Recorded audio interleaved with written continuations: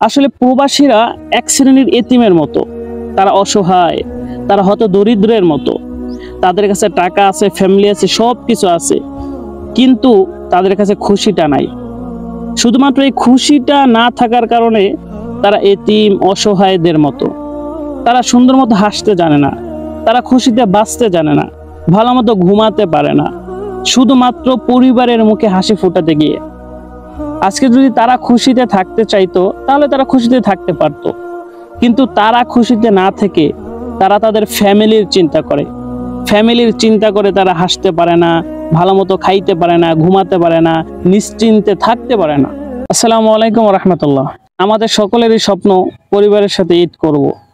সবাই চাই যে আমার ঈদের দিন আমার কাছে মা থাকুক, বাবা থাকুক, ভাই বোন, পরিবার, ফ্যামিলির সবাই আমার সাথে থাকুক, সবার সাথে আমি একসাথে ঈদ পালন করব।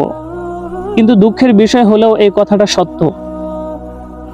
এমন কিছু পরিবার মেম্বার আছে বা ফ্যামিলি মেম্বার আছে যারা সকলের মুখে হাসি ফোটায়, কিন্তু নিজেরা কখনো হাসতে জানে না, নিজেদের মুখে কখনো হাসি ফোটে না। তারা শুধু অন্যের মুখে সারা জীবন হাসি ফোটাতেই থাকে। নিজের কিভাবে হাসতে হবে, নিজের কিভাবে বাঁচতে হবে, কিভাবে খুশিতে থাকতে হবে, সেই জিনিসটা তারা জানে না। আসলে আমি বলতেছি যে এক শ্রেণীর প্রবাসী ভাইয়ের কথা, যারা প্রবাসে থাকে, টাকা ইনকাম করে, পরিবারের মুখে হাসি ফোটায়, কিন্তু নিজেরা কখনো হাসতে জানে না, নিজেরা খুশিতে থাকতে জানে না। এই যে সামনে ঈদ আসছে, তারা রোদের ভিতরে কষ্ট করে দিন রাত একসাথে করে তারা পরিশ্রম করে টাকা উপার্জন করে সেই টাকা তাদের ফ্যামিলির নিকট পাঠায়। তার ফ্যামিলি তার কষ্টে উপার্জিত টাকা দিয়ে দামি দামি মার্কেট করে, নতুন নতুন মার্কেট করে, ঈদের দিন ভালো ভালো খাবার রান্না করে সেগুলো খায়। তার অর্থে প্রত্যেকটা মানুষ ঈদ উদযাপন করলেও সেই প্রবাসীর কিন্তু ঈদ উদযাপন করা হয় না। আসলে প্রবাসীরা এক শ্রেণীর এতিমের মতো। তারা অসহায়, তারা হয়তো দরিদ্রের মতো।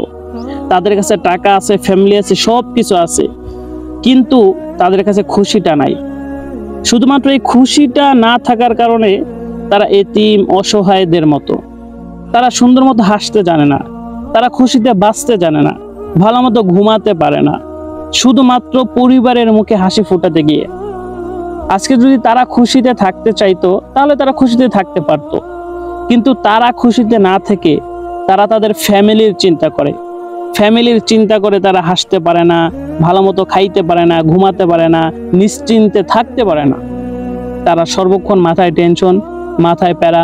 বাড়িতে টাকা পাঠাতে হবে, বোনের এটা দিতে হবে, বাবার এটা দিতে হবে, মায়ের এটা দিতে হবে, ভাইয়ের এই আবদার পূরণ করতে হবে, স্ত্রীর এই আবদার পূরণ করতে হবে, সন্তানদের এই আবদার পূরণ করতে হবে।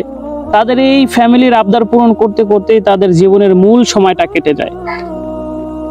প্রত্যেকটা প্রবাসী ভাইদের জন্য আমার পক্ষ থেকে অগ্রিম ঈদের শুভেচ্ছা। আপনারা সকলে খুশি থাকুন, ভালো থাকুন।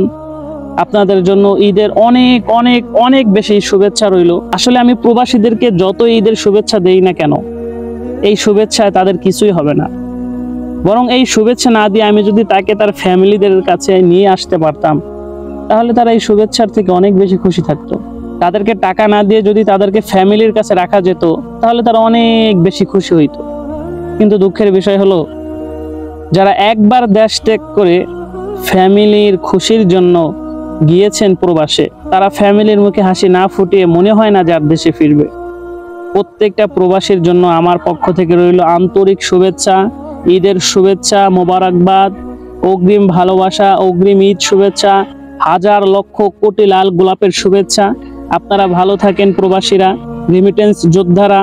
আপনারা হয়তো পরিবারের কাছে নাই, কিন্তু দেশের প্রত্যেকটা মানুষ আপনার মতো প্রবাসীকে রেসপেক্ট জানায়, আপনাকে সম্মান জানায়। আপনার প্রতি লক্ষ লক্ষ গোলাপের ভালোবাসা, লক্ষ লক্ষ গোলাপের শুভেচ্ছা রইল। আপনারা ভালো থাকেন, সুস্থ থাকেন, নিজেদের খেয়াল রাখবেন ইনশাআল্লাহ। আসসালামু আলাইকুম ওয়া রাহমাতুল্লাহি ওয়া বারাকাতুহু। ধন্যবাদ প্রত্যেকটা প্রবাসীকে।